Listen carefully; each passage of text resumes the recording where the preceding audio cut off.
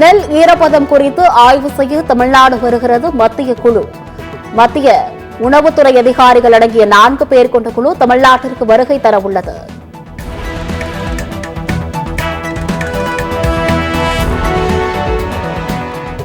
ஆரத்தை எடுப்பவர்களுக்கோ வாக்களிப்பதற்காகவோ திமுக யாருக்கும் பணம் கொடுக்கவில்லை. அமைச்சர் முத்துசாமி விளக்கம்.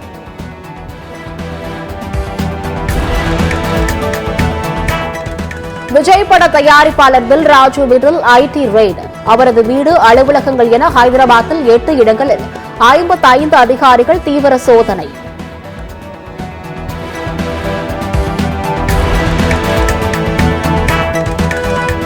மூன்று கோடி மோசடி செய்ததாக தொடரப்பட்ட வழக்கு. முன்னாள் அமைச்சர் ராஜேந்திர பாலாஜி பதிலளிக்க உயர்நீதிமன்றம் உத்தரவு.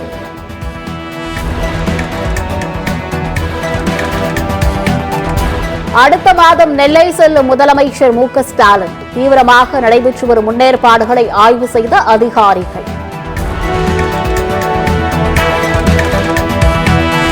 மெட்ரோ ரயில்களில் உணவு உட்கொள்ள அனுமதி இல்லை.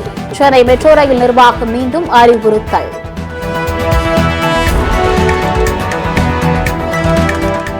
சென்னையில் விலையில் மாற்றமின்றி ஆபரண தங்கம் விற்பனை. ஒரு சவரன் 59,600 ரூபாய்க்கு விற்பனையாகிறது.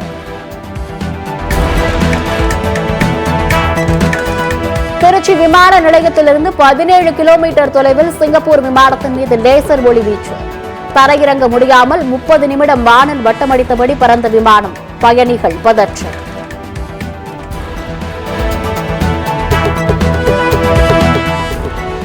கொல்கத்தா மருத்துவ மாணவி கொலை வழக்கில் மேல்முறையீடு. மரண தண்டனை வழங்க கோரி மேற்கு வங்க அரசு கொல்கத்தா உயர்நீதிமன்றத்தில் மேல்முறையீடு செய்துள்ளது.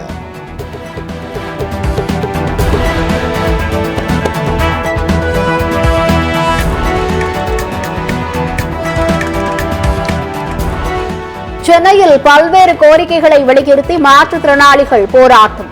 அனுமதியின்றி போராட்டம் நடத்தியதாக கைது செய்த காவல்துறையினர்.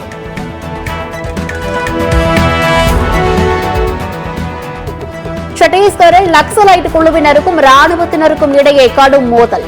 ஒடிசா சத்தீஸ்கர் எல்லையில் ஏற்பட்ட மோதலில் 14 நக்சலைட்டுகள் உயிரிழந்தனர்.